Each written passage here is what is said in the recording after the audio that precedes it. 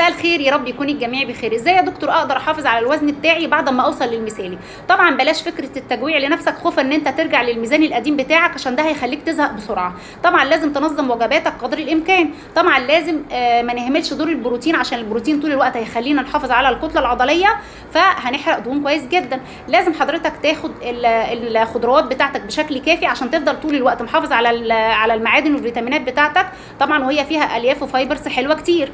لازم حضرتك تقلل قدر الامكان النشويات بتاعتك. طبعا لازم تشرب ميه طول الوقت عشان الهضم بتاعك وعشان الحرق بتاعك يفضل شغال طول الاسبوع. طبعا لازم كل 15 يوم نوزن عشان حضرتك تشوف حضرتك ماشي كويس. طبعا بالنسبه للعضلات والميه بتاعتك قدر الامكان كل 15 يوم نوزن، مش كل يوم يا جماعه. طبعا لو حضرتك اتبعت شويه الخطوات دي هتقدر ان انت تعيش لايف ستايل، وهو اهم من ان انا امشي نظام غذائي ان انا اقدر انفذ اللايف ستايل ده عشان افضل طول الوقت محافظ على الوزن اللي انا وصلت له. ودمتم بالف خير.